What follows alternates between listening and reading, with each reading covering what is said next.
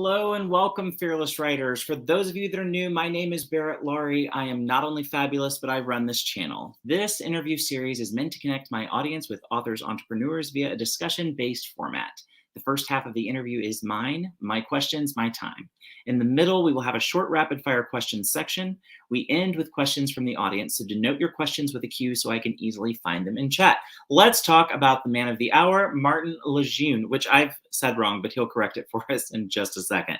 He is the author of a second-rate space opera with first-rate writing. Martin is a man of many talents. His background is in filmmaking, and it factors into his perspective on YouTube. I'm hoping I can ask him some questions that set him up to roast me like a chicken for my questionable filming practices. But we're here to focus on Martin's book trilogy he is currently working on and teasing his return to content creation, although he loathes the term. So for today, I'll be calling it visual tomfoolery. This postbox has a time hole in it is the project we're zeroing in on today. In a world of average, Martin is savage. So please let me welcome my esteemed guest, Martin Lejeune. With a name like that, you must be French. Where in France were you born? Place called Red Hill, a couple miles outside of London. Welcome, Martin. My great-grandfather was a Frenchman, and my father now resides there just to confuse everyone. And so did I for a time. Okay, so correct me on the name, like to correct us all, if you will, like give it phonetically. Lejeune? Lejeune. Lejeune. Yeah. It but, has, or as the French said, Lejeune. I'm now not allowed back. Oh, bless. Well, look at all the loving all the peoples we've got with us. Margaret, Shay. This is someone I don't know. Hello, I love your. That's my good friend Reagan. Welcome, Reagan. Good to see you.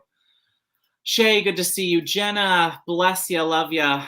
Rachel, good to see ya. Eva, hello, welcome. Gary Thomas is in this hot seat 1 week from tonight, folks, and it is going to be a tearjerker of an episode. I cried while writing the outline, so get ready. Do you want me to tell you your? Do you want me to tell you my Gary Thomas story? Gary Thomas is the reason I'm here in a long roundabout way. Please take it. There's a filmmaking book that every film student had about 15 years ago called the Guerrilla Filmmaker's Handbook, and I did not find it very useful. It comes from a 90s point of view of filmmaking and not the DB revolution. That is Malcolm. That is Mr. Bradley of Bradley Lejeune fame, who is my partner in crime. Yes, space opera writing partner. I said, Malcolm, I'm going on a thing to promote that stuff we're doing. I should bring you. And he said, no, you go. Anyway, filmmaking book. Written in the 90s. First chapter is on, do you need a photocopier for your production office? It was not in sync with what 20-year-old me was making with my DB camera and no permission whatsoever. Anyway, the bloke who writes it in about 2011, because it was run up to the Olympics, puts out a tweet going, looking for a VFX artist, retweet. And yeah, Gary, I'm getting to that. And it was Gary Thomas, and he had got funding basically from the UK Arts Council to make a film about the British Paralympic team. I think it was volleyball or something. And it was about a little boy who gets to visit Buckingham Palace. And so through having read that book, seeing that tweet, I get involved with Gary. I go up to London, film on the Mall. The only time I've ever shot with location permits. No one asked. And is that a thing? I mean, I'm going to ask that later in the film section, but like, I was always wondering how the permitting works. Like, is there a policeman walking around asking if you have a permit, or? Yeah, they can do. There's there's like a whole load of thing where police don't know the regulations as well as the filmmakers, and that can get you in trouble. So I went up to London. It was a one-day shoot. We were shooting in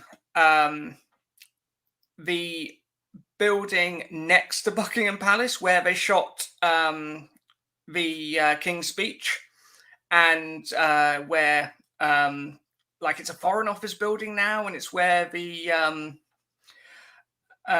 independence of Zimbabwe was signed, and it was like floor to ceiling paintings, craziness. Yeah.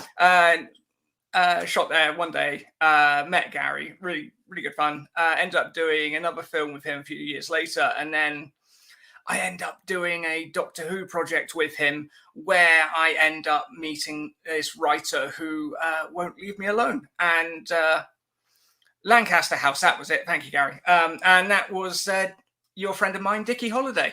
Oh, Dickie Holiday. Bethany Votel, welcome. She just popped in. Dickie Holiday, who, okay, I guess because folks here know Dickie, so, but not like you do. So tell us something about Dickie Holiday none of us know that he would not want us to know. One thing that I know about Dickie Holiday that he would not want me to announce on... Oh, I'm not a Dickie. We're friends, he's fine with it. One thing I wasn't going to say, but now you've said that, I'm not holding back. One thing he would not want people to know is that he is a card-carrying member of the Pineapple on Pizza Brigade. Oh, well, that's well known. That is well known in these parts. That one can't do a stream without asking that controversial question, without bringing that controversy with him. Okay, well, Martin, I'm going to get us back on track a little bit. First of all, tell everybody here where they can find you on the Intertubes, and why is it in my description box? It's YouTube / Faldor, Faldor, because I half-assed the branding. And you can find me on Twitter as @VFaldor and Instagram because some idiot had taken Faldor and I decided I'd just be the definitive. Anyway, I have been doing some author tubing and will continue to do more. And I stand in front of a grey background, which is all the rage with the kids, probably. I'm a big fan of grey around here. It's my preferred background color. So tell me a bit about what got you into filmmaking. What drew you to that? So when I was about 8, I bloody have, you know. That's highly recommended. I'm sure you had... I once seen a head was free. Oh dear. We had a show called, like a Saturday morning kids show called Live and Kicking, which is like, stay with me, this is about a bit of a Shaggy Dog story, but, you know, it'd be on Saturday morning, they'd have all the cartoons, it had like Rugrats and whatnot, and was just entertainment and off the wall. And I was like, yeah, I'll be a TV presenter. And then I sort of figured things out a bit more. I'm like, I'll be an actor. That's what's really going on there. And by the time I was old enough to go to college, I had figured out that directors were a thing, and was fully intent on becoming Joss Whedon, which I didn't. Now, it's too soon to say, isn't it? I mean, it's too soon to make that judgment. There's 2 years left. You're not a dying man. Yeah, I could. I mean, I should point out that Philip Schofield and Sarah Green were going live, which was a precursor to Live and Kick. I mean, oh, I like this. I think this is for you. Ant and Dec were on. They came much later on the other channel.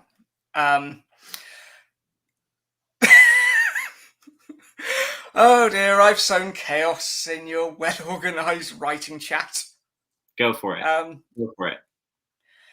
Yeah, and that was my goals, and how I ended up heading towards filmmaking, and then through doing short films, I realized I had absolutely no intention of just shooting something where people did some acting and I edited it and said done. That was far too easy. So I was just like, what's all this about visual effects? How do I do that? So I basically sat down and taught myself After Effects.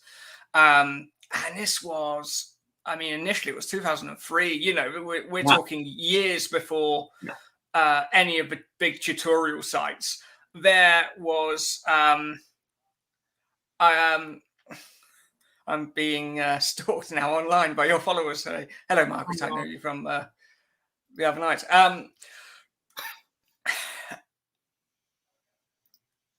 Anyway, no, I'm in Bristol, the greatest city that ever was or will be. And yeah, it was years before any of the After Effects tutorial sites were a thing. There was only one video tutorial for After Effects, which you downloaded from theforce.net, which was by a guy called Ryan Weber, who actually went on to, you know, he's worked on some big stuff now. He did some stuff on The Force Awakens, but he did a lightsaber tutorial, and I actually did a podcast with him a couple of years ago, and referenced that, and he was very gracious. And basically, from figuring out how you did a lightsaber, I kind of got my head around the program and took it from there. My only experience with DaVinci was I had a like DaVinci started as color grading software. If you watch the Lord of the Rings extras, when they talk about color grading, that's all DaVinci. Okay. And one of my first forays at like taking VFX professionally was I applied for a job at a company in London, and it was one of those, I don't know if you ever do this, but I'm always like, I have no idea how I could take that job if it was offered to me, but I know I'll be in a much better position to interview for VFX jobs if, you know, I can get an interview, and if I can, I'll know I'm on a slightly higher rung of the ladder than I assume I am. So I went along with no intention of how I'd be able to, you know, do it, but I'd been practicing VFX for 5 to 10 years at that point in one form or another, and I was just, you know, thrilled that someone would take me that seriously enough to have a, you know, 5-minute conversation about it. Right. So yeah, I went to this. More about how you thwongs. Yes.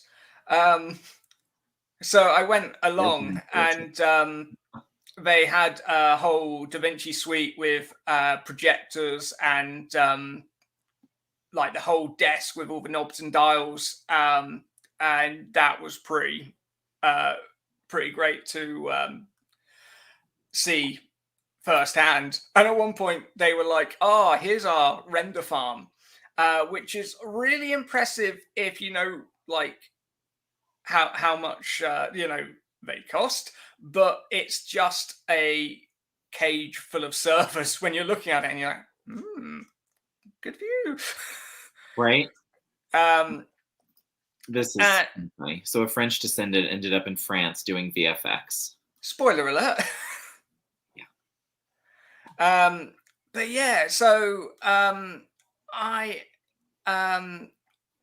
in 2017 I left my job and just decided I'd go and be a person who does films, which was really risky. Yeah. And that's really scary. So you hadn't really done any work professionally that told you, oh yeah, I can make a living at this, and you just took the leap? No, I was really sensible about it. I'd been doing it in my spare time, and I'd reduced my day job hours so that I could pick more up and lean more in. But the job I had was shift work. So even if I was doing, you know, 25 hours, I had to keep the whole week free in case, they said they wanted me working till 2 a.m. on a Saturday or in at 8 a.m. on a Monday. So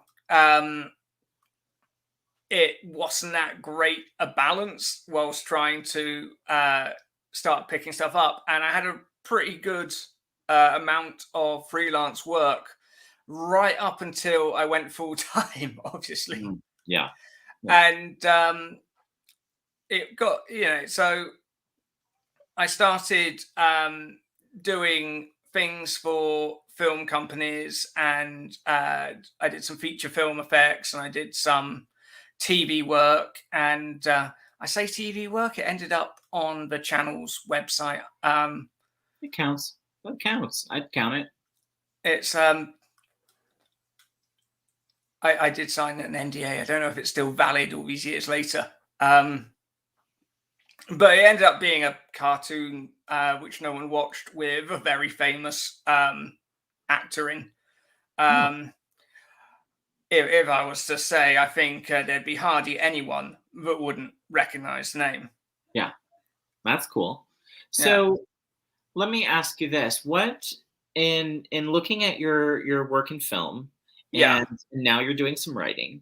So what would you say, what makes writing a story different than visually telling a story? That's a great question.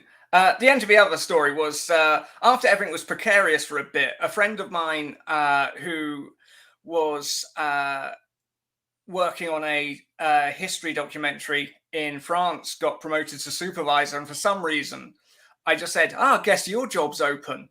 And then 6 months later, I was living in the south of France working on a TV show. And I did that for a year.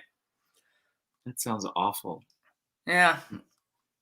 I'm sorry. I'm sorry you had to go through that. It was...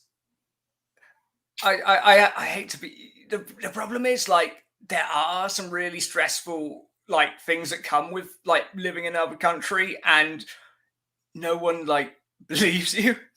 Yeah. Well, I would believe it, but the south of France just... It was very nice. I did enjoy it, I have to say. All the places to be trapped. Yeah. Oh wait, here we go, Dickie. I did get tear gassed. Really? Yeah. I thought that was only an America thing. No, the French got really upset about road tax and put on yellow high-vis jackets and would just go and shout at the mayor's office every Saturday, and then wander down to the city centre and shout about it until the police came along and tear gassed them every week for months. And it was quite close to my flat, so that was interesting. Yeah, that's a lot. But yeah, I've so woe is me. All my dreams came true, and they were terrible. Right. Yes, Gilets Jaunes, that's the ones.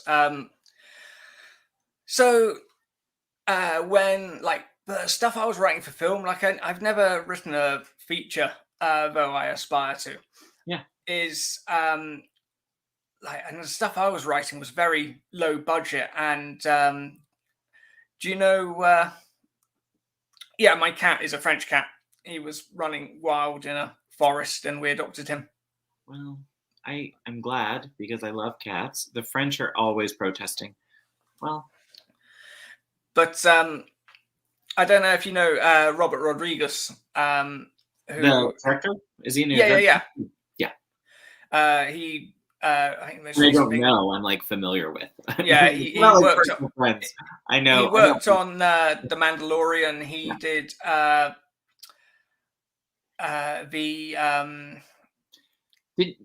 was it him that did the two the movies that were almost like comic books? I'm trying to think. Yes. Yeah, I can't think of the names right now. And he did the Spy Kids franchise, of course. Yes. His could rattle off a few of these quickly. Yeah. His first film was El Mariachi, and he basically took a 60mm camera to Mexico with the intention of selling it to the Spanish VHS market. And he wrote a book called Rebel Without Crew, which was his experience of making it. And in that, he talks about, and this is gold for like no budget filmmakers. And it's like, if you want to make a short film or a low budget feature, and why wouldn't you? Why isn't that what everyone wants to do? If you want to maximize what you have and not spend money, you make a list. And some people actually refer to this as the Rodriguez list. You say, right, I've got access to these props. I've got these locations. My mate's got a fancy car I can borrow. I know these actors who will come and join in. And you have that list. And then you go, well, what can I write about with those things? And it's a whole... And like, I bet every author is just curling up under their desks in terror at the notion. But it's actually really liberating because you don't have a blank page anymore. You've got things to use. And you can come up with ideas that you'd never come up with if you just sat there going, I'm going to try and come up with an idea now. Okay, that makes sense. And Aphrodite Lee makes sense. We need to talk about that. Are your films like your novels? Because that'd be... And... be tough to get funded. Yeah. So that's how I sort of came out my films. And when I started, I did NaNoWriMo in 2017, and it was my first attempt at writing a newsletter. Richard! It was my first attempt at how I write a novel. And it was terrible, and I'll probably never show it to anyone. But one of the things that happened in it was I found myself not wanting to add in too many characters, like not the usual, well, don't have too many main characters because that confuses readers. Like, don't write in too many people who are just there for one line and then forgotten about, because in my head I was still thinking, I'm going to have to sit down and cast someone to do this, which of course you don't. But the other thing I found writing these novels, because my space opera series, it's kind of like Game of Thrones, The Expanse, where each chapter is from a different POV, and there's like 3 or 4 across the whole book. And if one of those characters isn't in the room, then you can't tell the story from that room. Right. And actually in the 3rd book, I have a scene where the POV character loses consciousness. So that's going to be interesting in the edit. Well, let me focus this back so we can I'm going to take over the storytelling and get folks back to like our arc of where we're headed. So we've closed on filmmaking. Martin's background's in filmmaking. Let's move over to his writing project. So you guys know what we're talking about. He is writing a space opera series, which I mentioned in the open, but we're going to get deeper into that. But first, tell me a little bit about The Postbox Has a Time Hole in It. So it's a short story, am I correct? Yeah, 5,000 words-ish. Yeah. It was written for Kent Sean's short story competition as... Did you win? No, Bethany Votar won. Okay. But I did get mentioned. I think I was 10th, which was one of the most motivating things that can happen. Because I put off doing anything with prose for years because you have to be good and flowery, and my spelling was always crap. Yeah. I think one of the worst, and how's this for an unpopular opinion? Richard, I was waiting for it, actually. I'm surprised it didn't come sooner. I'm sorry. Go ahead. Dickie. One of the worst things that they tell you about writing is that you have to have good spelling and grammar. Hold them back. Because you don't.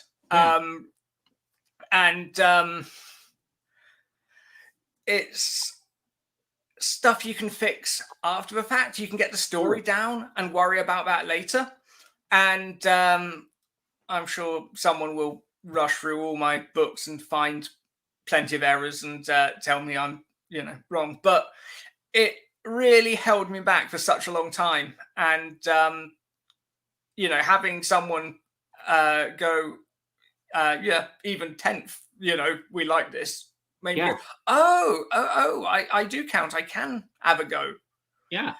Well, let me ask you this. When you were writing scripts, did you ever feel that same thing? Did you ever feel that same thing holding you back? Or was it only novels that you felt, or, more of that kind of narrative storytelling as opposed to filmmaking? Was there a difference in the way that you approached those? With scripts, it was never the thing that was going to be put out there. So I could... you weren't as afraid of the mistakes. No. Got it. That makes sense. That makes perfect sense. So sorry, I didn't mean to interrupt you. I wanted to make that connection of why one seemed to kind of catch you up and the other didn't. The thing you get with scripts as well is there's a whole cottage industry of people who will read your script and tell you how to make it better, and they don't necessarily know.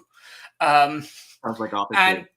And like a lot of the advice isn't how to make your script better. It's how to get past readers. And you know who the people reading these scripts are if you submit it to a production company? They're the work experience kids. They're the bottom rung. And you're like, I'm putting all my blood, sweat, and tears into this, and that's who's judging me. Wait, gender bias and spell check. Did I miss this? Did we do this, or did this happen in chat? Okay, I don't know. I'm like, did we? Because I would always say I'm not a good speller, and I would say most of the men I know are not good spellers. I was going to give it to females as having better spelling and grammar, but I don't know. That's just the people that edit my shies, though. So sorry, go ahead. I saw this in chat. Was like, did we get in trouble? Yes, someone caught that burn. Okay, there it is. Go ahead, Martin. And like a lot of the advice will just be, here's what the readers are looking for, and it's like, yeah, but I'm not looking to get read. I'm looking to make films, and like there's all this stuff about don't direct on the page, and it's like people would be like, you shouldn't write out unless you're going to direct it. I'm like, I'm going to direct it. I told you that. If you didn't read that email where I said that, I'm not sure I trust you with reading the script. Well, that's fair. Even that was not at you. That was not about you. That was I meant creators, which Martin hates that word. So we're not saying content creators. We're saying visual tomfoolery all day long. But that's what we were talking about. So sorry, Martin. Back to you. I think I made my point. Okay, tell me. So that's where the story came from. So when you turned it in for the project, you got your feedback. So then from there, what was your next step? Did you publish it anywhere? Did you submit it to any other contests or anywhere for like publication? Or were you just like, check off the box, move on to the next story? And this was cheeky, because I was a bit like, well, where are people sharing short stories? That must be a thing. And I looked at like Wattpad and Royal Road and this, and people are a bit like, oh, if you've got an epic fantasy series, they'll love it, and if it's not that, it's probably not the right place for it. And I just kind of thought, let's stick it on Kindle for 99p and see what happens. And it did surprisingly well for a 5k short story for 99p. Yeah. And it's also included in a short story anthology called Basil Mash, because why not? I needed to fill pages. Totally. What was that experience like working on an anthology? So when I discovered you could print on demand in paperback, and the limit was like, as long as you hit 24 pages, you were fine, I thought I would write a short story for a Christmas present for Mrs. Lejeune. And I completely left it too late, and ended up just giving it to her as an ebook, which meant sneaking into the bedroom, stealing her Kindle, putting it on, wrapping it up, and hoping she didn't notice, which amazingly I got away with. And so we'd gone out to eat at a popular Italian chain restaurant, and one of the side dishes was basil mash. And I said, that sounds like a noir detective. And it's basically this this postmodern private eye in 1940s San Francisco that is, for no sensible reason, self-aware, and like the opening line is something like the smoke and saxophone music hung in the air. And flowery. That sounds like some prose leaping off the page. So I did 2 of those, and I put Time Ho in as well, and that was her birthday present last year. What did she think of it? She loves it. Well, that's all that matters, really. And I will probably bury it sooner or later out of embarrassment. Like I sat down and I learned InDesign to get the manuscript done, and I kept getting an error where one of the stories would jump to the left whenever I tried to export. And I ended up having to go in page by page and just manually shifting it back. And I was running out of time. And so, I was only ever going to do the 1 copy and give that to her, but she insisted I leave it up. So I am petrified to ever read it. But it's a lot of fun, and she really hopes that one day I will write another one. If I do, it'll probably be Basil Mash's Rhinebeck Fools, which is a reference to the Sherlock Holmes story in which he died before he came back. All the Easter eggs. I want to get to the space opera, though, because we'll have your writing partner in chat. So let's talk space opera. Why space opera first? First of all, for folks that don't know, how would you define space opera to someone? Space opera is your Star Trek, your Battlestar Galactica, anything that takes place in space. Yeah. If you've seen something set in space, it was probably space opera. Okay. So why space opera? Like, where did the story come from? Was it something you came up with and then went to your writing partner with, or was it something you both developed and came to together? And is it going to become a fight in the stream? And if so, should I send them a link to join us? So I did NaNoWriMo last year, and I wrote a historical fantasy about basically landlocked pirates of the Caribbean, about a lady highwayman who has to fight the devil for the souls of her town. And you're probably thinking that sounds very space opera-y too. And it's like, I love the idea of highwayman. There was a pop star in the 1980s called Adamant who ruined highwayman for a whole generation. And I wanted to reclaim it. But I'd just done that, and I was it was getting to December, late December. I think we were in the last week, that sort of period between Christmas and New Year. Malcolm, you're here. You can tell them when you asked me. I'd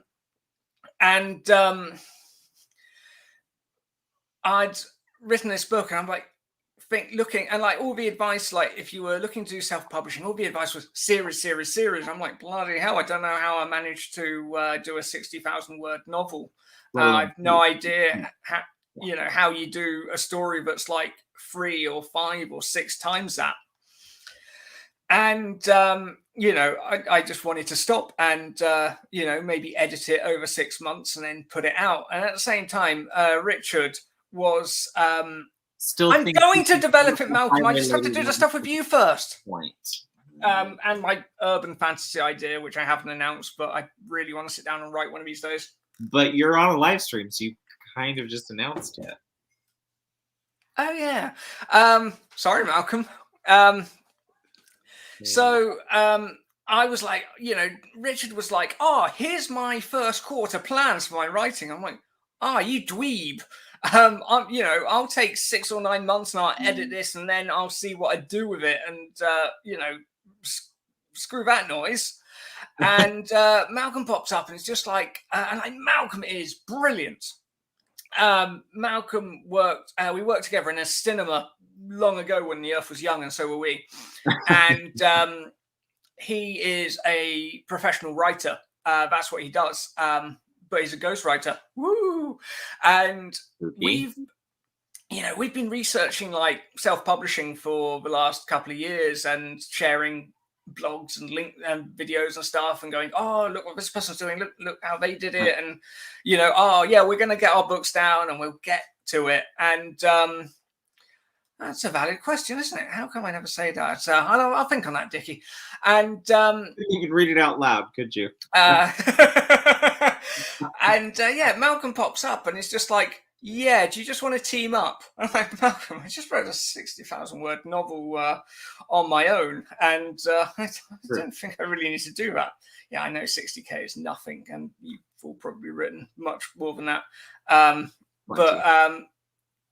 Anyway, then I thought on it, and I'm like, that would mean I get to hang out with my friend more, and actually having someone to bounce ideas off is always nice. So I came back and I was like, yes, let's do this. And we had no idea going in what the project would be.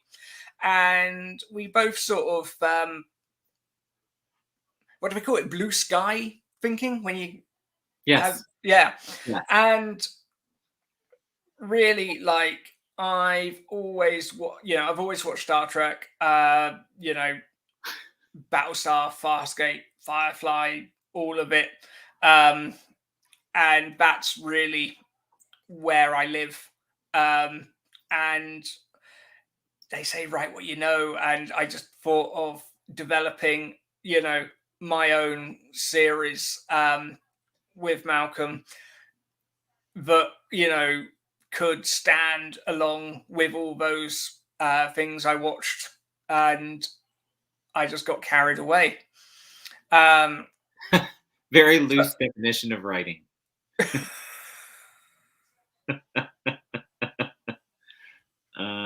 It's funny. Richard pops in the chat and suddenly it becomes much more roasty in here. Like the temperature is several degrees. You too. Save it. We're in the serious part, Richard. There will be time for this. The unsurprising is that there's no Mrs. Richard. Okay, I'm going to get this back on track. So what made you decide 3 books? Was that, or how did you land on trilogy? Because I was too afraid to announce all 6. Which, did you just do that? Yeah. Sorry, Malcolm, we're stuck with it now. The idea was, if we do 3 books, we've got a trapdoor. And if we, and now I'm announcing it, I've just shut the trapdoor, Malcolm. You're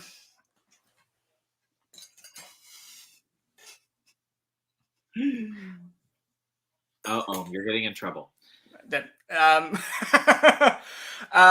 So, we could write the 3 books, and if we, if they bomb, we can go, oh yeah, it was 3 all along, and just cry. But then the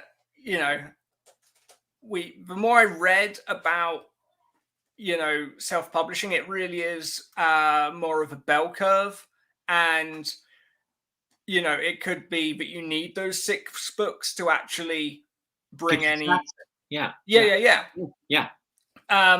I've read a lot about it too. It's like it's a bigger build. Like each book builds on the last book, and you kind of So I was like, do we put cliffhangers in at certain places? Do we put a closed ending on book 3 and then come back from it? Do we what do we do? And like a lot of stuff, show of hands, who likes cliffhangers? have you read? I don't know if anyone's read. We Are Legion. We Are Bob. Yes. And that doesn't end. Yes. It just stops. Yeah. And that's not what we were going for. And what we've sort of landed on is much more episodic. So we, each book will. Dickie, you've just blown the ending to book 3. I just wrote that last week. Actually, I did have an ending for book 3 that was much more of I'm good with that too. Just open cliffhanger. And I realized that it would work much better as an ending. So I had to take that out and push that back, and then come up on the fly with how I was going to end book 3. So that was fun. And and so we've decided to have it be an ongoing series all the way along. So each one, it finishes up the immediate adventure, but then there's an epilogue that leads into the next book. Interesting. So how do you split your work?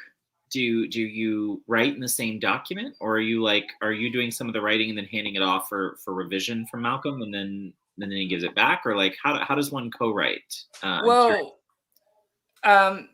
original plan is that we do something where one of us would take even number chapters and one of us take odd numbers chapters, and then that didn't happen. It's I work full time, and then I find any minute in the day where I can, get some words down. And when everything's going to plan, I can actually get up to a pretty good speed. The last couple of weeks on this book, I can put it, I managed to get down 10,000 words a week, which is, peanuts compared to some people, and probably quite aspirational for others. And Malcolm is writing, books all day anyway, and he doesn't have that same pace. So I've ended up doing first drafts and he's doing second drafts, and I have no idea what's in it for him. I really don't. Friendship. It's just a massive boon for me, I have to say. Going through something together. Heidi, good to see you. Hello, Heidi Fawn. I love your stuff. I love you too. I can't wait to work with Heidi again. She's been so patient with me to get back with her on a collab, because I did a classic Barrett where I got overwhelmed and disappeared from the world. It's why Martin still has an email that I haven't replied to from 10 days ago. That my email is mean and says to me how many days it's been since I responded to you. And Gmail's like, do you want to reply? No. I'm in Gmail. I'm getting to it. Good to see you, Heidi.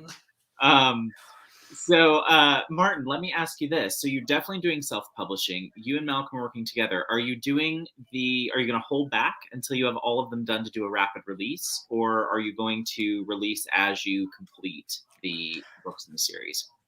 This is something that I have spent far too long completely changing my mind about.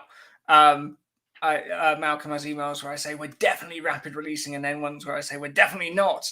The plan was always to write and edit the first 3 books before releasing anything, so we can go back and change the earlier books to reflect the later books, and make it all more connected. Yeah. I don't think I've actually agreed anything with Malcolm about release schedules. I think when I mention it now, he just sort of gets annoyed and goes, "Rah, it's a next year problem." No, that's fair. But from what, the main benefit to a rapid release appears to be if you have something of an audience, and I don't know if we would maximize on it coming straight out of the gate as we are. That being said, with 3 novels done, we won't just sit on them indefinitely. So hopefully they will be out not too long after each other, he said, narrowly avoiding looking himself into a release date. No, that's good. I don't want to lock you into one. So tell me this, what do you think has been the thing from your career that's helped you the most in writing on this project? So like what from your filmmaking background has made the biggest impact?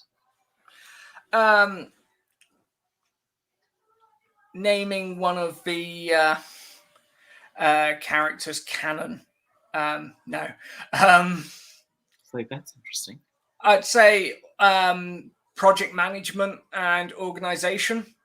Like when I was in post-production, you've got to keep track of what's where and, how far along everything is. And, you got to edit, you got to do the effects, and you can't do it all at the same time. You got to sort of have a hand how far along everything is. And yes, we probably will be. Nice one, Malcolm. Yeah, that's really helped. And what's really helped me was a lot of I sat down and I was like, if you look at a TV script, the structure has to be so rigid. It's all based around the ad breaks. And, even the story then is broken down into acts based on how much they think they can sell around it. Yep. And I was like, someone must have done something with novels where they went, oi, here's the cheat sheet. Here's how many chapters you want. Here's how many words you want by the end of it. And I Googled it. I'm like, oh, how many words in a chapter? How many chapters in a book? And it's just like, as many as you want or don't want. Right. Here's a book from the 1920s where the chapter was a single page. You can do anything in this art form. And it's like, this does not help me. And there's a book by Pamela Douglas called Writing the TV Drama. And she breaks down TV, 60-minute, hour-long TV into basically, if you're looking at 4 acts, which is kind of dated, but much better, from a writing perspective, about 15 years ago, everything went over to like 6 acts, and now it's sort of gone into 5 acts, but the 5 acts are like weird compared to how they were in like the early 2000s. But the 4 act is basically quarters with a teaser, which is actually a really nice structure that I like a lot. And 3 act structures, 4 acts, it just is. Anyway, 4 acts, 7 scenes to each act. And that made a lot of sense to me. And like,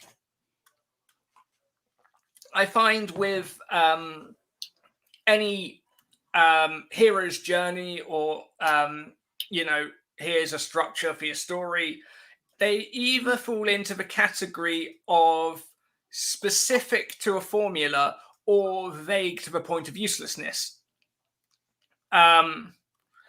Yes, Gary, but the teaser's now 10 or 15 pages where it used to be 2 to 5. And anyway, and the funny thing is, you look at anyone who's writing for TV now, writing spec pilots, and they just go, well, my TV show is going to be on premium cable or Netflix, so I'm not putting ad breaks in at all and writing it like a feature. And it's like, mate, if you write for the crap network that no one else wants to write for, you'd probably get on air. It's like in the UK, there's a lot of writers who got their start on radio because, no one wants to write for radio. Yep. I said the same thing for podcasts. for writers here. I'm like, write some stuff for podcasts. I've written a first draft of a 6-episode sitcom about paranormal investigators that I need to make one of these days. So anyway, I took the TV format and I was like, how can I apply this to a novel? And I looked at stuff in, sci-fi, and like a lot of what's coming out is around 100K. And I'm like, well, if we break it down, we'll probably come in a bit shorter because, if we come in a bit shorter, we can put out more books quicker. And so if we come in 60 or 70K, have like 20, 25 chapters, put 3 scenes in each chapter. Each scene will be about 1,000 words, 500 words. And I'm not saying, stick to that or die. It's a starting point. Anyway, put that up as a spreadsheet, and that's how I outlined. Okay. That's interesting. Yeah. Which I do have a video on if anyone's interested. Head over to Martin's channel, subscribe, and watch that video. Speaking of your videos, I know how much you love talking about your not content creation. We're not going to say that. Let me look at my notes. What were we calling it today? Yes, virtual tomfoolery. Visual tomfoolery. Tell me this. What made you, since you hate the word content creation, what made you decide to wade into the world of content creation here on the tubes? I got drunk and Barrett Laurie promised me it would help me sell books. In that order, folks. In that order. No, but seriously, like YouTube, why YouTube? Like, what was what drew you to the tubes? I know that Twitter isn't very good for like marketing yourself very necessarily. It's like, it depends how many people are both subscribed to you and looking at their feed the moment you tweet. Facebook's not necessarily very good for people seeking out, people, they're not going to type in, Authortube and find your posts. Whereas YouTube, it's the second biggest search engine. People will actually stumble across what you do without you necessarily trying anything. Right.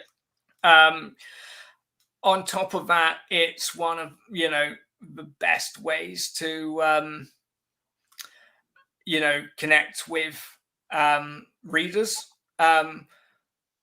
Like you asked about the difference between writing for film and writing prose. One of the things they say is if you're writing prose, don't introduce too many characters at the same time because it confuses readers. Whereas film, the characters have faces and voices that help distinguish themselves. And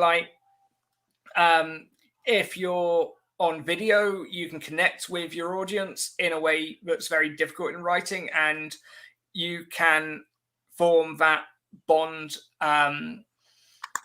much more than if you are writing. If you're writing a newsletter rather than that kind of writing. Thank you, Heidi. That's I'm flattered. I don't know if you've read like Newsletter Ninja, and they talk about author newsletters and how you you want to make a connection with your readers, and video just takes it up to a next level. What's weird is I'm perfectly comfortable talking to you now because I'm talking to you. If I'm just sat there talking to a camera, I hate it. Okay. And I love all the technical side stuff. And the actually having to be in the videos is just an unnecessary burden that I go through to do all the fun stuff. Yeah.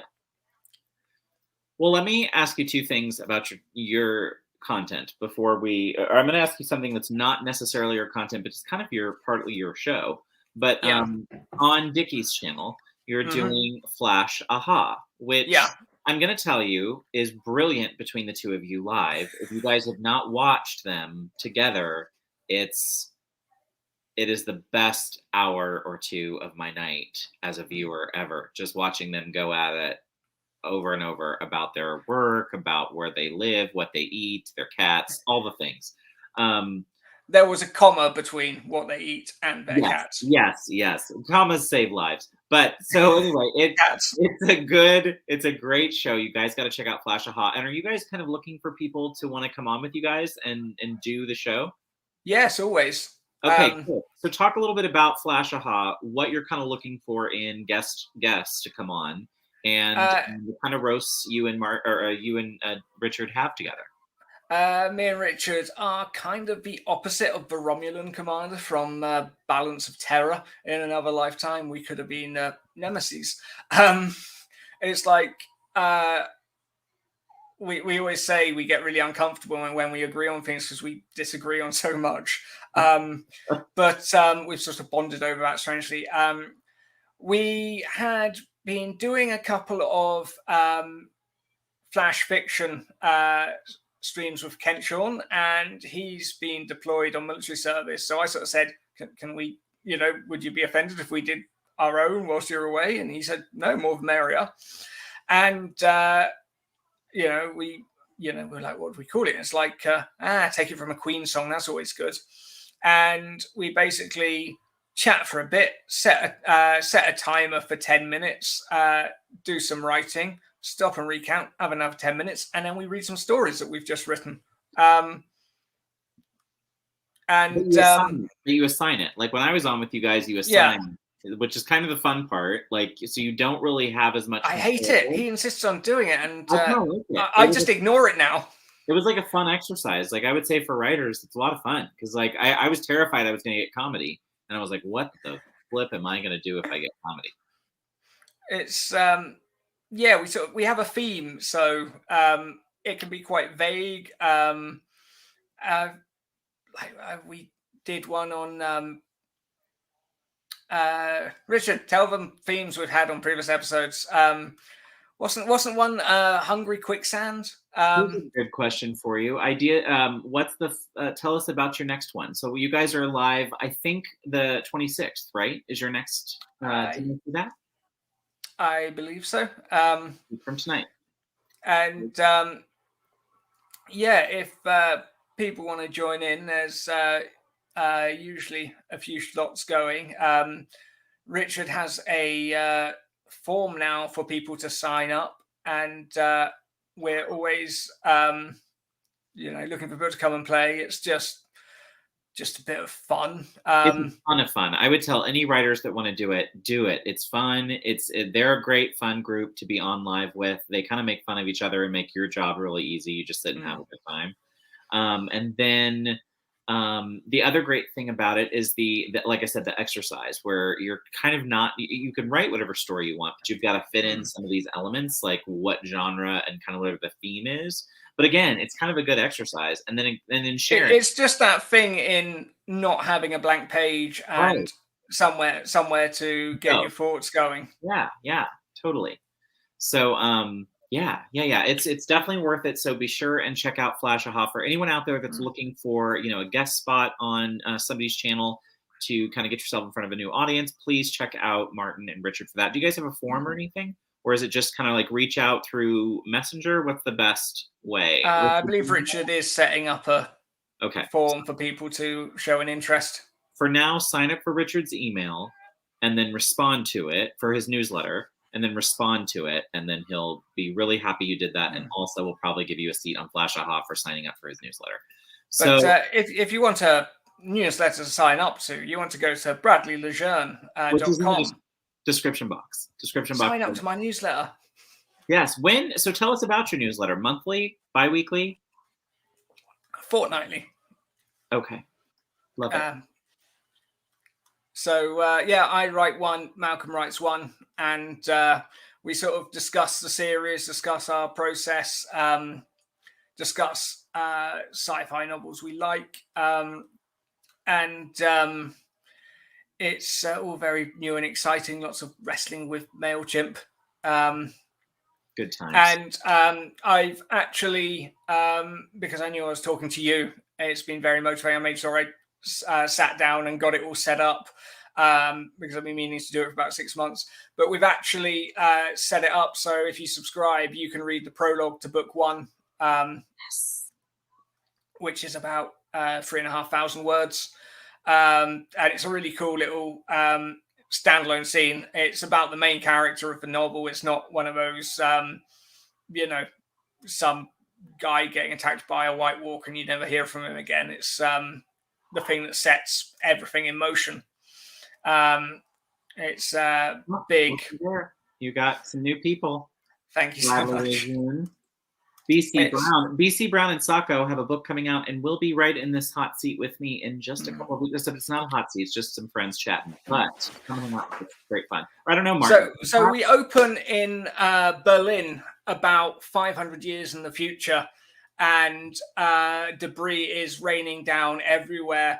The Earth has been in a civil war with its colonies who have broken away. Like the Americans did. And suddenly, this alien neighbor known as a Karoo, who they'd made contact with and sort of got a bit, they sort of agreed to stick into their own space. And they didn't really want to get involved in other species. But suddenly, they've joined up on the colonist side and have a much more powerful ship, which... it's basically the final hours for Earth, and our hero, Mark Franklin, has come home to join the fight, and he isn't really expecting to make it out alive and ends up being decisive.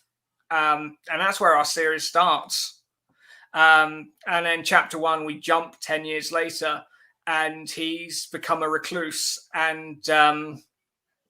is running a bar on a. Oh, thank you, Adrian. That's he wants you. Book an interview. He's ready for you. Season 3. But yeah, 10 years later, he's trying to keep a low profile. He's like one of the most famous names in the world, but now he's trying to keep a low profile. He's running a bar on a ship called the SS Olympic, which is like a space liner, and. Then his ex-wife walks in and says he needs his help. And that's what kicks us into the story. Yeah. Interesting. I love it. Oh wait. Oh, there we go. Of course. I was waiting for it. There it is. All right, listen. When in doubt, Nick on Casablanca. All right, I'm giving you full screen. It is that time. We are going into the rapid fire questions. So, Martin, you know the deal. Your first thing that pops in your head comes out of your mouth. And if you want to pass, just say pass. So let me know when you are ready, and I'm hitting you with your rapid fire questions. Okay. Martin, is that like a start, or is that your safe word? No, my safe word is billabong. Okay, perfect. Then we're set. All right. What is your best virtue? Honesty. What is your? That's a good one. And true. What is your latest obsession? Buying Star Trek badges. What was the last book you loved? Project Hail Mary. Okay. What is your favorite word? Pass. What is your least favorite word? Pass. Favorite curse word? Wank. Wank. Is that is that like a British curse word? We'll come back to that. Okay, put a pin in that. I'm going to come back to that. What annoys you? Oh, wait, I might have just figured out what that might be. Hang on. What annoys you the most? Dickie Holiday. Oh, what, Dickie? What sin are you most likely to forgive? Dickie Holiday. What sin are you most likely to be guilty of? Gluttony. Same. What can always bring a smile to your face? Star Trek badges. Where else would you live besides the UK? Mrs. Lejeune would like to move to America. I don't know. No, really? Okay, we're going to get into that on the second half. Where are you the happiest? when I'm here in my study. If you could have any superpower, what would it be?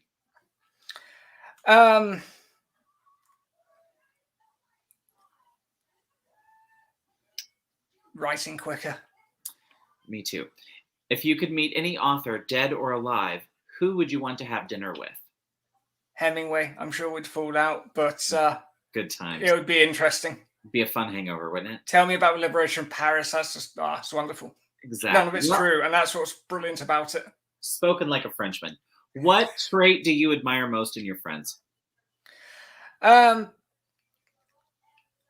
quick wit. Fair enough, and I fully believe it. Last question, what trait would your friends say they admire most about you? My quick wit. Okay, I love all those answers. Wow, chat blew up on that one. We're going to roll through and see what folks said to the same questions. Colin Clark made it over. I hope everybody was over at Colin's stream. Hi, Colin. Liked it and said hello. We did not mean to double book. Sorry about that, my friend. Hello, Fitness with Tammy. Good to see you. Honesty. Barrett. Oh, I can't remember my own questions. Was I a sin? Nightmare Tenant. I think I know which one that one was. Oh, that's a fun word. Okay. Agreed. Aphrodite Lee. I'm toast. Those words are terrible. I don't need it. I think I got what it means. The word after I played it in my head. So it's just a satisfying collection of syllables as much as anything. Okay. Because I assumed it was something can't talk about it on a family show. Let's see. I get how we get Rich from the Richard and Rick from Rick. Also, will make sense. But how do you get Dick from Bill or Rick from? Okay, that's a good question. Do we know the answers to this question? I believe it's dinner first.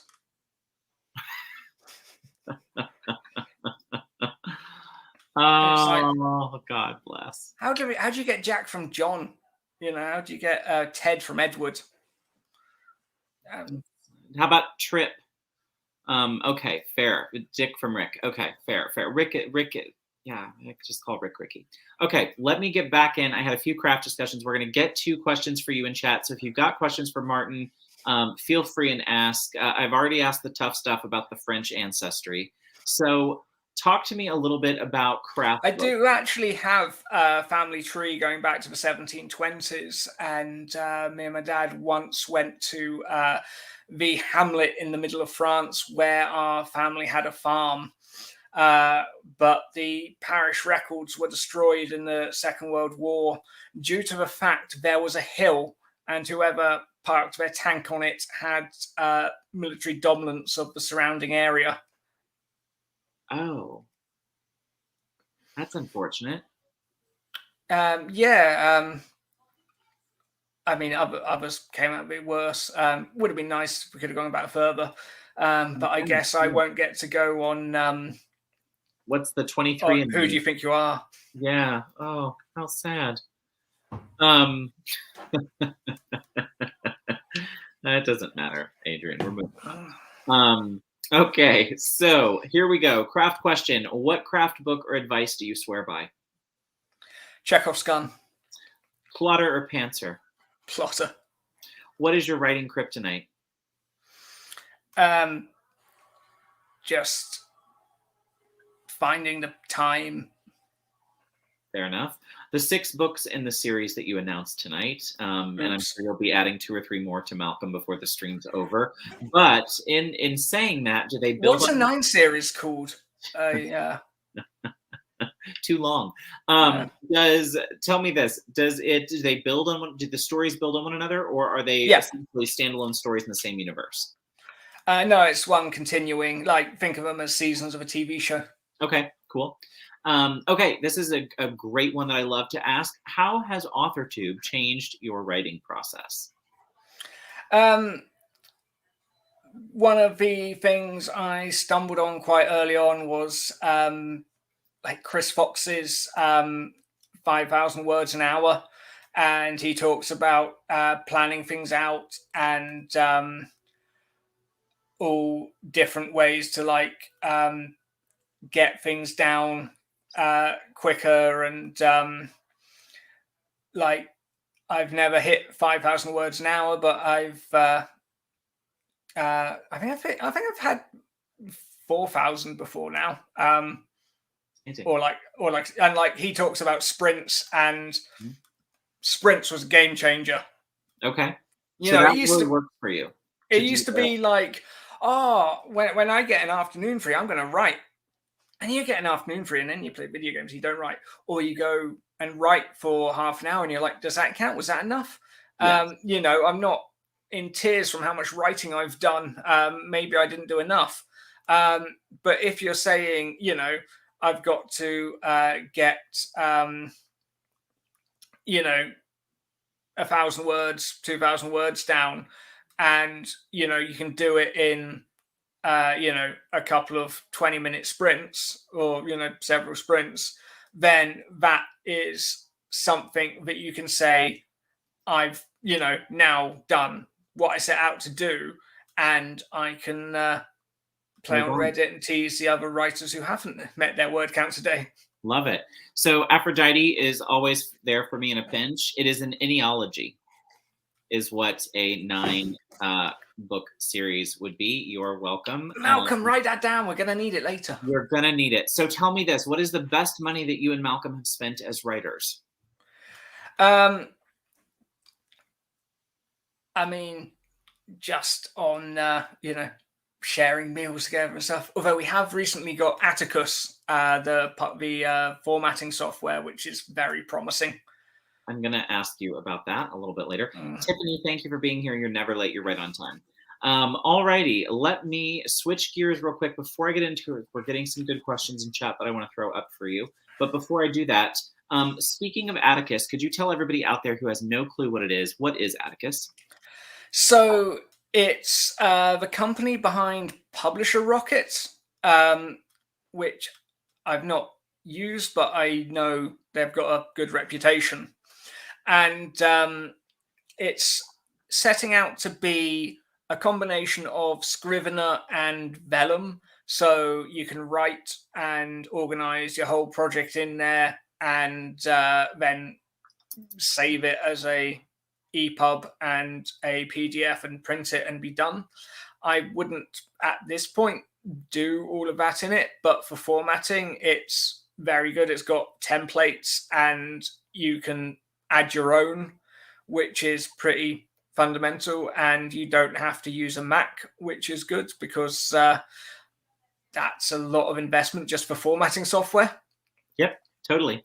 So I'm sure you don't want to make any more huge announcements here on the channel tonight. Oh, of course I do.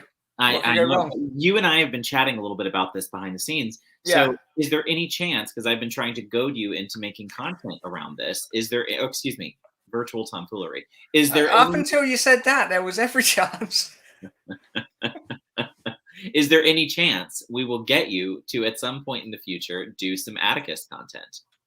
Yeah, I definitely want to sit down, and I've been sort of waiting to play about with it a bit more. And I always get so affronted when you're wearing hats indoors. It's like, you can't do that. I know. Y'all, you should have seen that was a mess. I'm just jealous because you can pull off a flat cap. Oh, I love them. I have lots of them too. Around here, you have to be a farmer, or it just doesn't work. Oh no, around here you just have to be gay. Go ahead. Yeah, I've sort of been wanting to have played with it a bit more, but I've got my head around it, and I definitely will be doing some stuff for Atticus, because I think a lot of people are curious about it, and it is like, it's cheaper than a lot of alternatives, but it's, you know, it's still a fair bit of pocket money. You know, if you just go, you know, if you're just taking a, you know. Well, I only want to see the kind of competitor once, because for monetization reasons, I don't want to say it more than once, because then I'll get a bunch of ads. But am I to believe that this is the answer to Vellum? Is that kind of what it is? It's what it sounds like. I mean, I've never used Vellum because I wouldn't. Like, I know there's ways to remotely access it through a PC, but I also know how much it costs, and I wouldn't want to spend that on something I could lose my connection to. Right. But it's certainly like I've played about with Sigil and Caliber and a lot of the free options for formatting, and this both does a lot of things that you can use templates and it will hold your hand through, whilst at the same time having options if you do want to do your own thing with it. There are options there. It does seem like, you can do drop caps and chapter headers and stuff in a way that's been difficult in the other options that's been available on PC. I'm not affiliated with the program at all. I've just, bought it and had a quick play about with it, and we've used it for the prologue that you can get if you subscribe to a newsletter. Which is in the description box below. Yeah. So, it's definitely... No. Do you see it? Yes. Don't you usually take a percentage if anyone wants to plug their projects from the chat? I should. I'd make a fortune. I did a really fun film with Gary Thomas called Extra Time, which was about a... I watched that, I think. It's about a... Yeah. It's about a gambler who gets a time machine and tries to win football bets, but the gambling company don't want to pay out, so they start assassinating footballers in the past. It's pretty good. But the Doctor Who one was a lot of fun. We got to do all the typical where there was a Dalek, got to do some Dalek zaps.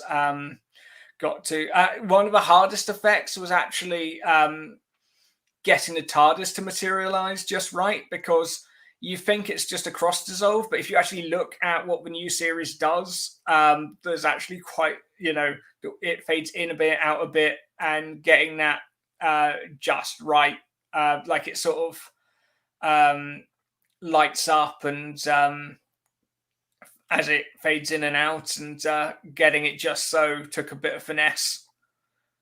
And Dalek zaps are always fun. Yeah, I love this question. How about, what's a cheeky thing you put in one of your books hoping someone would get but no one has gotten yet? So in the space opera, there's a author called Timothy Zahn who wrote the Thrawn trilogy, the first Star Wars tie-in novels in the early 90s. And one of the things when I read them when I was a kid, and one of the things that always stood out to me was he loves the word grimaced. He'd always describe characters as grimacing or they grimaced. And, he's been putting Star Wars books out every year for the last couple of years. And he's still, not as much, but he'll still have characters grimace. So I'll have characters grimace just for my own amusement. No one will get it apart from my friend Owen, and he won't find it funny. I think that's a fun one. Adam Stevenson wants to know, do you like being a part of the Brit Pack? Me being Adam Stevenson.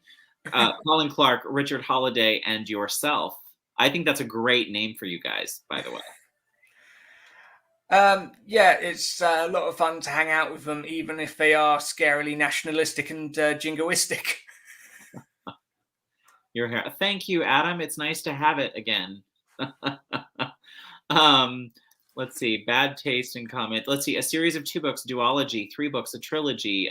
4 books, a tetralogy. A series of 5 books, a pentalogy. A series of 6 books, a hexalogy.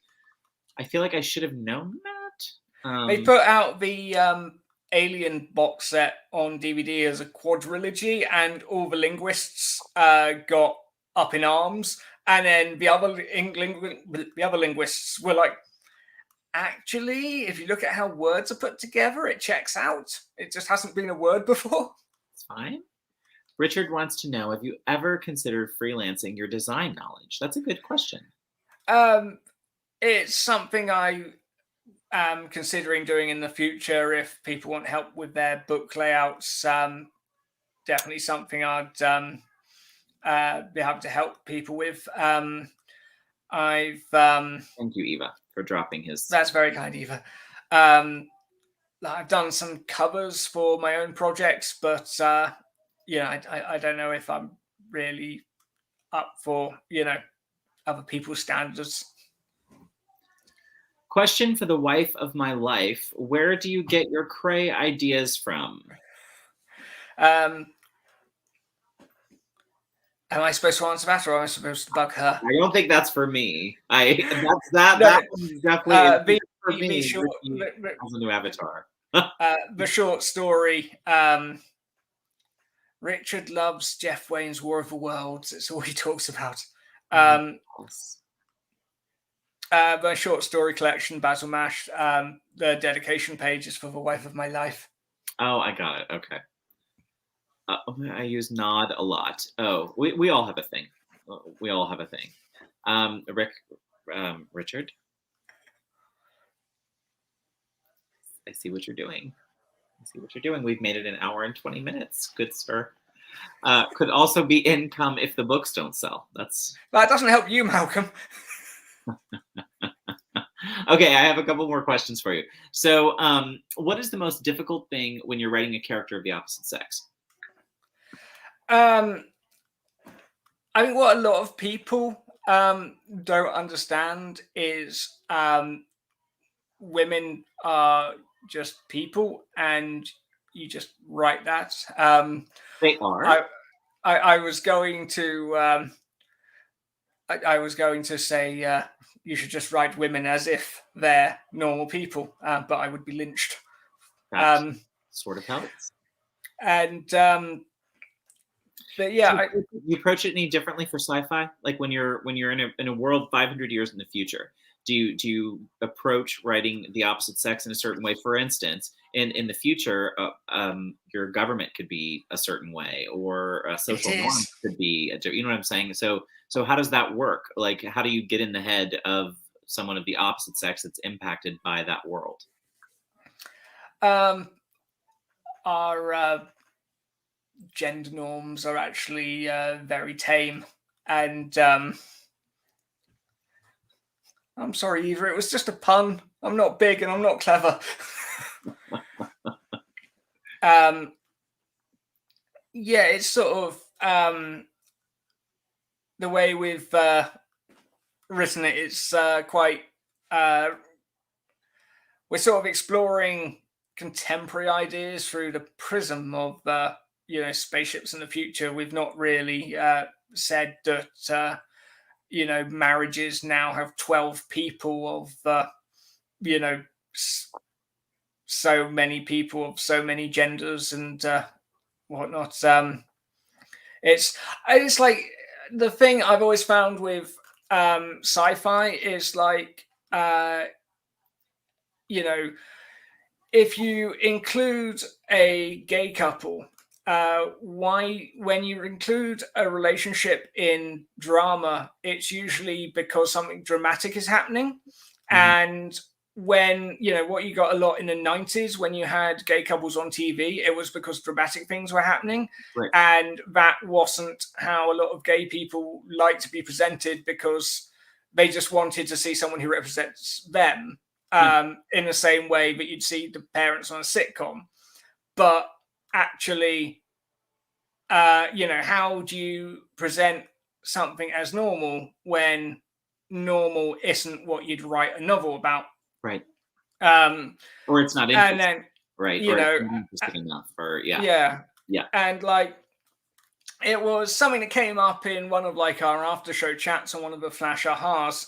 How do you include different ethnicities, different sexualities, and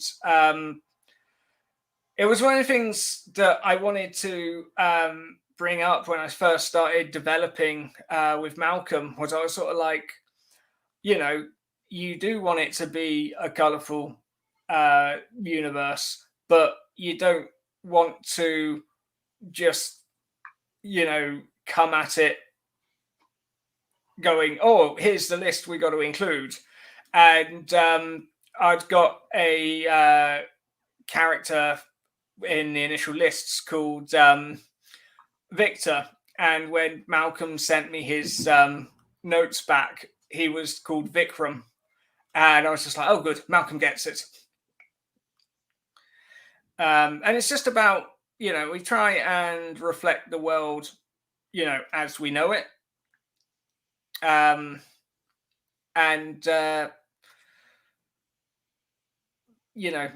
think, two guys like you and me are obviously the best people to talk about this.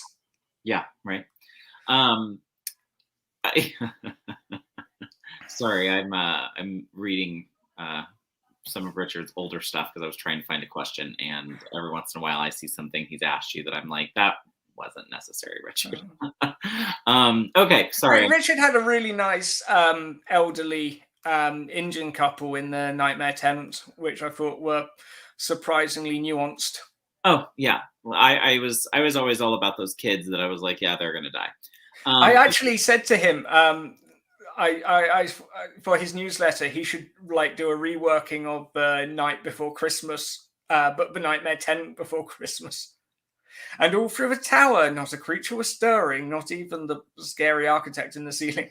And the guy in the penthouse was the one that I was like,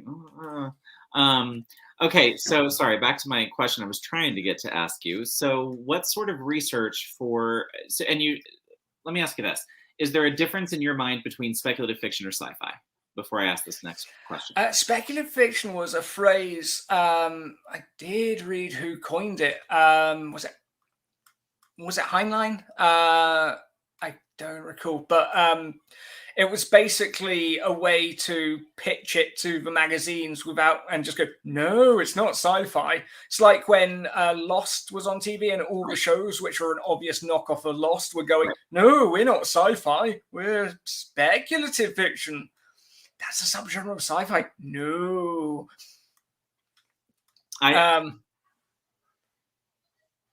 Go ahead, sorry. So, it's not something I kind of think too closely about. It's, okay. I wear my geekiness on my sleeve and don't worry too much about titles. So for sci-fi writing then, which is a comfortable place, or space opera, whatever definition we want to use, what sort of research are you doing that's unique to that genre before you start the drafting process? A lot of my research is actually historical, and what are things that have happened that would be an interesting allegory in our setting. And I just love history anyway, so I'm always reading about things like that. And I'll talk to Malcolm. I'll be like, hey, Malcolm, the balloon airlift? And he's like, you what? And, so I'll use historical things like that as starting points. Like book 2 is all about First World War U-boats. And Richard set me off on Dead Wake, which is all about the Harlan Ellison. Thank you, Colin. There it is. Dead Wake is all about the Lusitania, which was the ship that was sunk, which eventually brought the US into the First World War. And it's one of those books where you think it's about a boat, and it's, you find out that there was newspaper offices on the port because reporters would go on the ship before it sailed to talk to the rich and influential people who'd be on the boat. And you just learn all about the world of early 20th century, sea crossings. And I didn't go into it thinking, oh, this will be good fodder. But at some point, I was just like,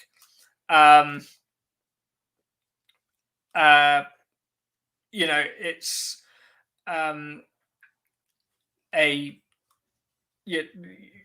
you've got a boat that can be deadly, but if at the same time can't see anything, and if it comes across a warship, it's completely vulnerable. And I was just like, that is a perfect thing for a villain in a story. And one of the things I really wanted to work in, but I just couldn't make it work, was the aliens who have a war with Earth. I wanted to have it be like post-war Berlin and have Earth have like foreign troops occupying it. Problem was, of course, the story is set off in an aerospace called and the title of the first book is The Mcmurdo Rift, which is this corner of space, sort of on the edge of humanity's sphere of influence. And when you're doing that and you're not on Earth, then it doesn't really matter if it's occupied or not, because your characters aren't there. Right. So yes, you're not seeing that. The cat just got perilously close to the computer power button there. Oh goodness. All right. So I'm sorry. Go ahead. Was I cutting you off? Go ahead. So yeah, like a lot of my research just comes from stuff I read. And I read a lot about like the Apollo program and manned space missions. Get out of there. Alexei Leonov, the guy who did the first spacewalk, wrote a brilliant book called Two Sides of the Moon about the was it David York, the Apollo 15 astronaut, about the two space programs, which was absolutely fascinating. So it's a lot of stuff I'm just interested in anyway, just hoover up all this information and drop it in where I can. And then, so is there anything specific for this series that you had to do some sort of deep dive or research for to figure out your world? Not specifically. There's I was reading some stuff about the history of diamond mining, but I was like, that could fit in really nicely in a sci-fi context, but I don't know if it will happen or not. Yeah. Sorry, go ahead. Also, when lab-grown diamonds became a thing, De Beers manufactured a load and sold them off at a pittance at a massive loss, selling them as costume diamonds, and completely killed all the competitors. Love it. I didn't know that story. That's classic. Yeah. I should learn more about diamonds. So tell me, what do you think is the most underappreciated novel or author in sci-fi that for those that are new to sci-fi should read? See, you didn't say sci-fi when you ran the questions by me. Right. And I kept coming up with sci-fi writers. And I'm like, who's an underappreciated sci-fi writer? I'm like, well, there's that person or that person. I'm like, no, they've both been nominated for the Hugo. I don't think you can say they're underappreciated. Well, they can be underappreciated outside of their genre. There's a author and podcaster called Mer Lafferty, who wrote a book called Six Wakes about 6 clones who get reactivated on a spaceship after all being murdered, which is brilliant. Sounds great. And her podcast, I Should Be Writing, is phenomenal. There's a guy called Ben McIntyre who writes nonfiction, basically espionage history. And he writes like a novel, but it's all true. He wrote this book called Agent Zigzag about a guy who was a safecracker in the 1930s who got arrested on the Channel Islands shortly before they got occupied. His name was Eddie Chapman, and then he offered to spy for the Germans and was taken to France, trained in like radio operation and whatnot, and then airdropped into Britain and immediately turns himself in and goes back to spy for the British while still spying for the Germans. And it's just brilliant. He also did Operation Mincemeat, which they're now doing as a film with Colin Firth, which was how the British government dropped a dead tramp into the ocean near Spain to try and mislead the location of the D-Day landings. Interesting. I once seen a hedge said that Martin Lejeune is his favorite sci-fi author. That was the correct answer. Although Adam Stevenson got close to the correct answer with Philip K. Dick. Still not what we were looking for. We were looking for Martin Lejeune, but that's okay. Excuse me, Martin Lejeune. Lejeune. Okay, I feel like that was a little better. I was about to say Aphrodite Lee until you said sci-fi. Alas, that's why I love you. Dan Wells writes, awesome. MG sci-fi. That is true. That is true. I have read some Dan Wells. Not wearing my reading glasses. Same. That's why I can't read your all's comments. So I just put them on screen and hope no one's cursing. Autocorrect. Yes. Well, welcome to my world. All right. I have a few more here for you, Martin. This is one of my favorites. Tell me, in your vast research of the self-publishing world or TradPub, what to you is the most unethical practice in all of publishing? That guy who pops up on Facebook, sometimes a lady, who says, click this and give me money and then you'll get a novel published and it'll be fine. I can tell you how to do it. It's just like, I know a lot of those. Or guys. Or people who tell you that they can sort your advertising. It's like you probably can't. It's like where'd you get the nuts to say that? Because if I said something like that, I wouldn't be able to deal with all the angry people coming back to me and saying, you promised this and took my money and it didn't happen. Yeah. Most of that's just a burner email and a lack of any morals. I love that answer. What is the first book that ever made you cry or feel some feels? Hemingway.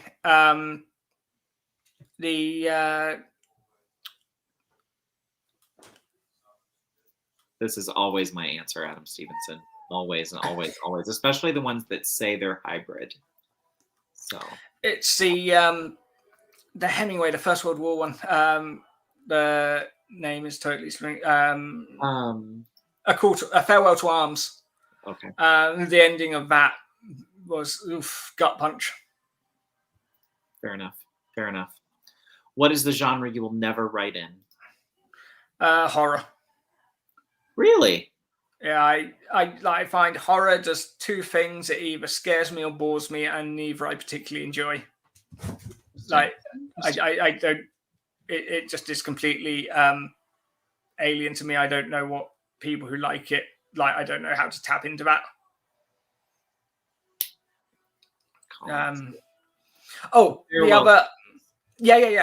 Thank you, Malcolm. Thank you. The Timothy Dalton mentions it in License to Kill because they filmed at the Hemingway house. So how can I even forget that for a moment? The other unethical practice that sort of pops up are the ones who are just like, how to publish a book without anything in. Like people were just like, I published a notebook and for some reason Amazon are cracking down on it. Ooh, I wonder why. I have to admit, I was shocked by that answer too. If it's about the horror thing, Adam, I admit I was shocked by that too. I'll never write post-apocalyptic stuff. That's interesting. This is probably something I shouldn't admit on a live stream, but are you and Malcolm working on an erotic series?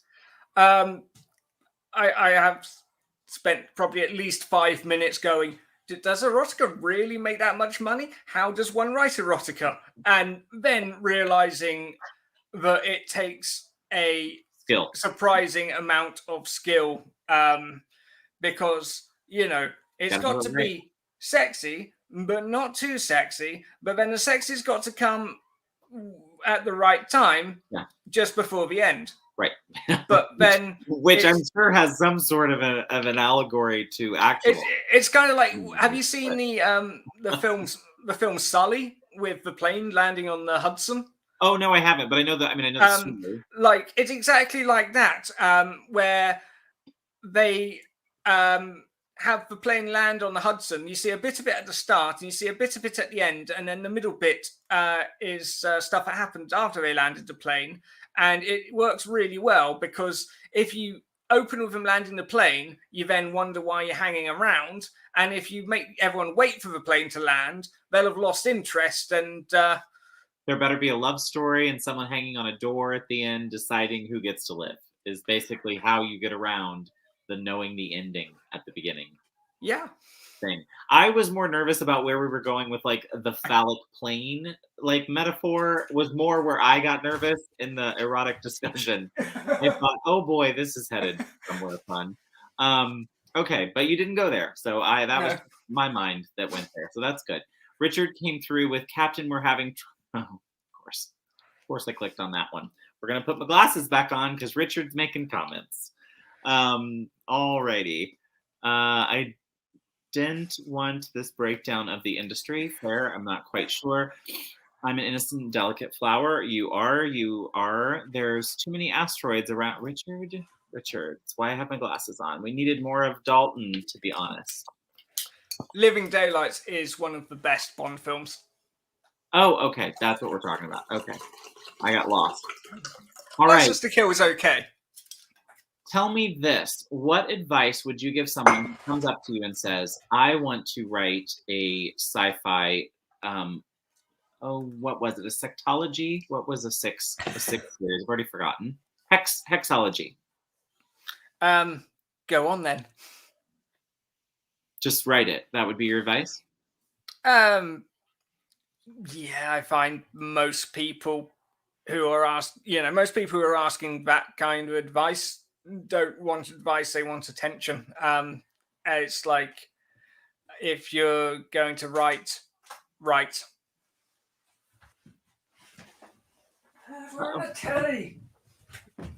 Sorry, cat's trying to knock a plant down. I don't like the plant and would be all for it being knocked down, but it might disrupt things. The cat is like your new manager. It's like, this has gone on too long. We're over this interview. We're cutting this interview now. Is it Bewitched where they recast the husband in the second season? It's kind of like, I think we need a new actor for the Dickie Holiday role. Got recast, bless. So I could never write erotica because I can't. Alrighty. You know what? I'm going to put these glasses back on if y'all are going to keep talking this way. I'll just keep squinting. Tell me if one of them's too bad to put up. As a person that can't write characters or plot. What is more important as a person that can't write characters or plot? Your plot should come from your characters. Tell us more. Which is something I strive for every time. It's William Shatner made a massive... Is the soup good? Is it soup? The green stuff? Sorry, I'm just looking at Eva's comments. I'm not sure. I was reading a interview with the writers of Star Trek 4 because I'm cool. And actually, there was this massive 700-page book called The 50-Year Mission, which was just an oral history of all of Star Trek. And I went to Spain to film a quantum mechanics conference, which I ended up speaking at, which means I'm a person who spoke at a quantum mechanics conference, which is something of an achievement, I suppose. And I just set my camera up and read this book. And one of the things they talk about is how William Shatner insisted that Kirk motivate the plot. And I could release multiple albums if I was allowed to do spoken word like Shatner. Which is terribly vain and egotistical. Harlan Ellison talks about writing a season 1 episode and Shatner coming round his house and him being really excited that the star of the show was so interested in his script, only to later realize that he was counting who had the most lines. But yeah, your character, if you're doing things right, should drive the plot, and you should have things that are sort of reinforcing what's happening in the character's subconscious, and none of this is stuff that happens enough in my writing. So no judgment here. Adam Stevenson wants to know, how much action is too much action? I once did a mostly action chapter that was 11,000 words in a chapter. Adam, wow. That is a heck. All I ever hear from Adam is, I wrote a chapter of too much action. I wrote, a blog post that was far too long, and it's like, bloody hell, man! You write a lot. It's a lot of words. I find action really difficult. It's sort of like, he shot a bit, and then he ducked down the hood, and then he leaned out and shot something else, and then Malcolm makes it great. That's what I'd say to the person wanting to write a sex lit. It's get a Malcolm. Right. I'm just a pretender. But our word count's important. They're useful. They tell you, you want, if you're a publisher, you need to know what the other books in your genre have, and if you're a writer and you want to finish your book, you need an idea how many words you need to write a day. I spend far too many time with a calculator working out how many words I'd need to write a day to get a book finished in a certain amount of time, and then do it all again with how much time I actually have spare in a day and how many words, how fast I'd need to go to get how many words. But I just saw this comment and my mind boggled. I don't really, but most of my blog posts are over 3,000 words. Adam, that's long. Like that's long. Those are long. That's a significant piece. SEO now favors longer content. I think that's smart. That's great. That's a lot of work. Like, that's a lot of work to keep up regularly. Mad props. Yeah. Check out Adam Stevenson's blog, friends, if you haven't. Adam, are you wrenched? Have I wrenched you? Nope. Let's do that. Go ahead. I'm listening, Martin. Sorry. But yeah, again, like action, it should drive the story. You can have, there's nothing wrong with action for the sake of action, as long as it doesn't overrun, the plot. We have 2 major action sequences in book 3, which basically establish and re-establish the status quo of all the major players. So you try and make it serve a purpose where you can. Yep. Colin Clark wants to know, would you consider writing middle grade? Or children's, just at all? Youngers. Maybe. I don't know. I hate kids, and I don't really know what to say to them. They didn't really like me when I was one, and now they're strange and unusual. I love that. Adam, that's long. That's a significant. Oh, that was a quote. Perfect. Oh, I got it, Richard. Of course. In that case, is the sacrifice of story related to word count? Not necessarily. I think it depends. Once a month, guys. It's not that amazing. Okay. Well, and now, Oh, we're talking about the blog. Okay. Yes, got it. Once a month. But still, drop your link. I knighted you, so you can drop your link to your blog so people can find it. Martin, tell us about your jelly mold philosophy for setting word count goals. Jelly mold, like a Jello mold? Is that what we're talking about? Yeah, I thought you'd seen my video, Barrett. I guess I thought I had. It's Can you comment on it, because if so, I did.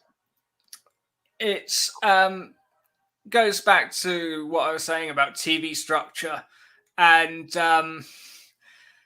if you're writing a half-hour episode, if you're writing a radio episode, if you're writing a short story, if you're writing a novel, these would all be different jelly molds, and you know what jelly mold you want to fill up with your story.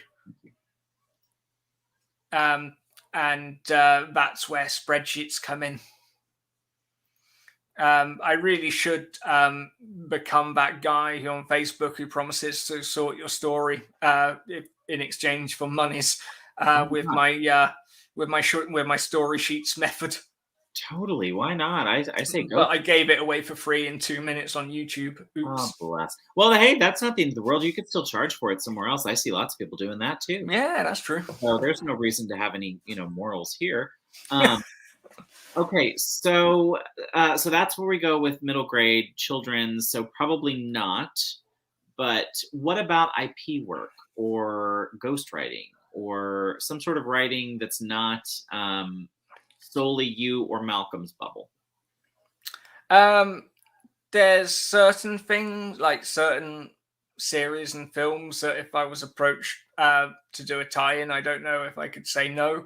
But also, just out of curiosity, what would it be? What would be too tempting for you to say no to? Star Trek, obviously. But also, it's that thing of if you if you were to do it and have a bad experience, and that would be awful. So maybe I wouldn't. IP is intellectual property. So Aphrodite, it's, for instance, like if Star Wars or Star Trek came to Martin and said, "Hey, we want to do a series of 6 novels and we want you to write them. Would you write them?" It's another term like content that I shiver at. Oh, it is. Sorry. It is franchise property. It makes people money. It's a good way to make money. I don't know if I could write Star Wars because I happen to think The Last Jedi was brilliant. So I don't care who knows it. Right. That is not the moon behind me. That is a star map of the heavens.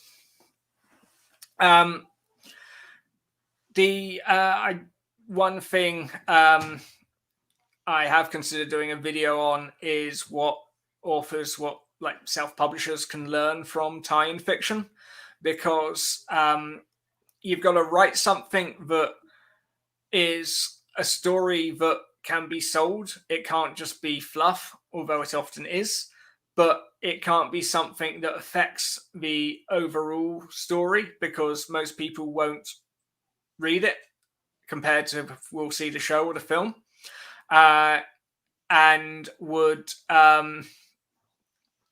all the dates. The comment or Eva's comment. I was like, what? Okay, got it. So it's a good analogy for a reader magnet.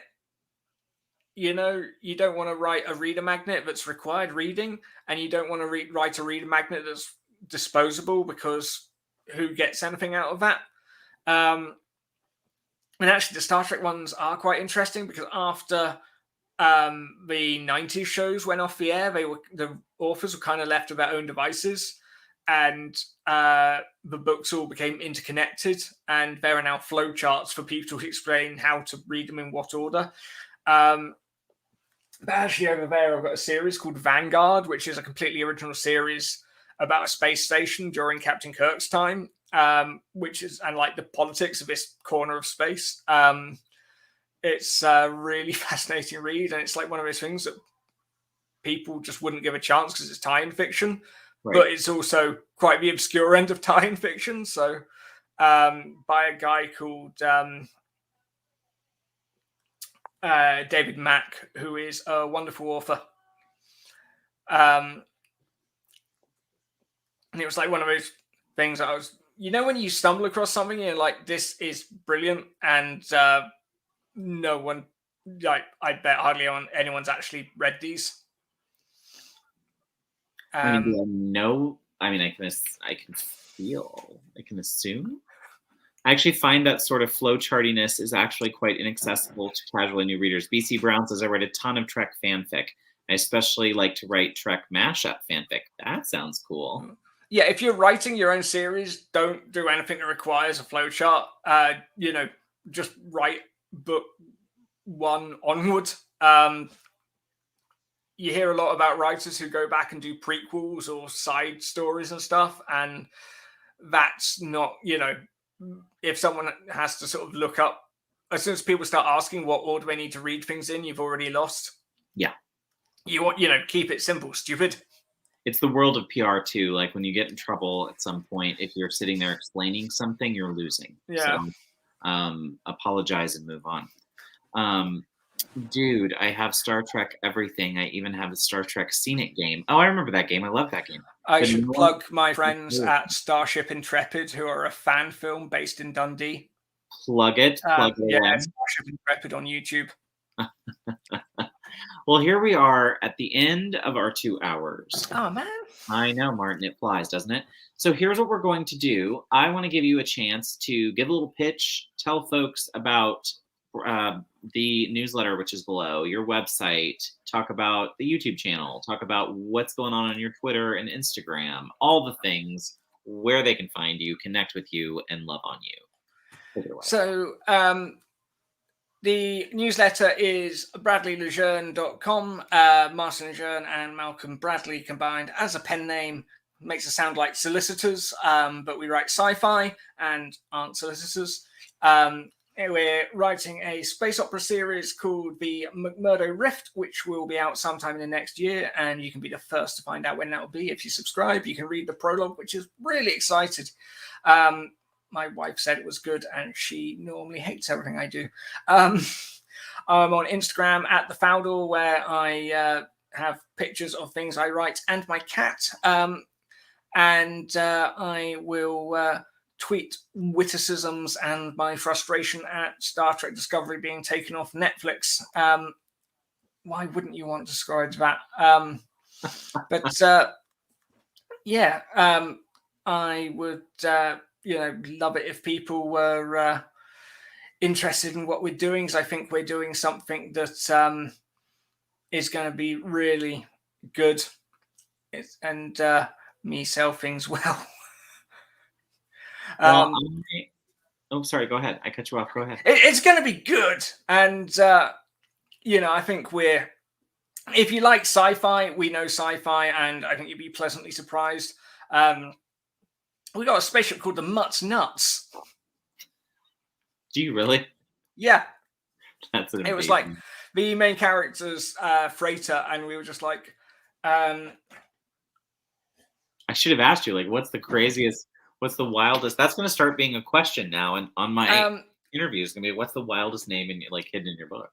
The original idea was it was going to be set on like a mining colony, and then we sort of started setting it on the liner, the Olympic, and initially the character had like a shuttle they got about in, and then they were like, this needs more space and some weapons, and so it became a freighter, and it was like, oh, now it needs a name. And I just came up with the idea of the Mutt's Nuts, which is Cockney rhyming slang. It's like the dog's bollocks, meaning it's excellent. And I was like one of the early conversations we had is, do we write in English or American English? And all the Americans actually admit it, are just like, write in English because we find it fascinating. Agreed. And I don't know if, there's a load of people who will just turn off. And then I ran it by some Americans. They're like, well, I didn't know it meant any of that, but the fact it is called that doesn't turn me off.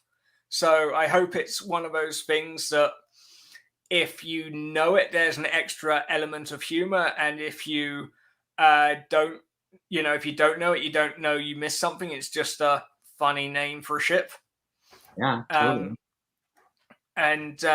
We try and like my flash fiction, and my films are funny. I mean, my mum says they're funny. I try and make them funny, but I don't know how I'd write a funny novel. Like, I love Terry Pratchett, but I don't know how you do that for 60 or 100K. But 100K seems long. I think 60 to 70 is good. Yeah. And you know, something me and Malcolm have gone to and fro on is how funny do we make these? I do have, like, the story's serious, but the narration is whimsical. Yeah. And we sort of aim for that sort of John Scalzi, Andy Weir, Joss Whedon kind of there's humor, and a lot of it comes from the characters. But I do not speak RP. There's no need for that kind of accusation. Well, this has been absolutely lovely. I cannot wait to have you back, Martin. When the books are ready to come out, I would love to have both you and Malcolm on to talk about them. I want to give you one more chance to shout out the Flash Aha situation. So you are looking for writers who will pop on and hang out with you guys, and they are going to write some Flash, share some Flash, and share some laughs. Is that about the breakdown? We come, it's 26th. We're doing the next one. I think we've got a couple of open slots. We come up with a theme, we write for 10 minutes, we chat and say we've got no idea what we're writing and it's probably a bad idea and why do we want to become writers in the first place, have a quick cry, then we write for another 10 minutes, are amazed we've actually put something together, read it, pat each other on the back and say, your mother was wrong about you, you can write, and then we go on our own ways. I mean, it's a great night. You got to go try it if you haven't already. I am fully endorsing it. Go and hang out with them. It's a ton of fun. I will probably be in the chat. Next Friday, I am hanging out with the one and only Gary Thomas. Come and hang out with us. It's going to be a really in-depth talk. I just sent in the outline. I wasn't kidding. Like, it was a really emotional outline to write because it's a deep conversation. We're talking about lots of heavy stuff. So bring your tissue for that one. Gary's great. Everybody, Gary's great. I can't wait to chat with him about everything. It's going to be great. Lots of great discussion. So look forward to that. It's my first memoir discussion, so I'm looking forward to that. I hope everybody out there stays healthy and well. Thank you for coming by. My name is Barrett Laurie. If you're new here, my thing is all talking about trying to break into Trad Pub one little chip at a time at the Armor. And I also do Critique Group Live every second Thursday of the month. Come hang out with us for that, as well as live stream author interviews just like this. So I appreciate you coming and hanging out with us tonight. Martin, you are a wonderful guest. I want to see you and Malcolm when the book is released. And I appreciate you all. Stay well, and we'll see you soon. Bye, everybody.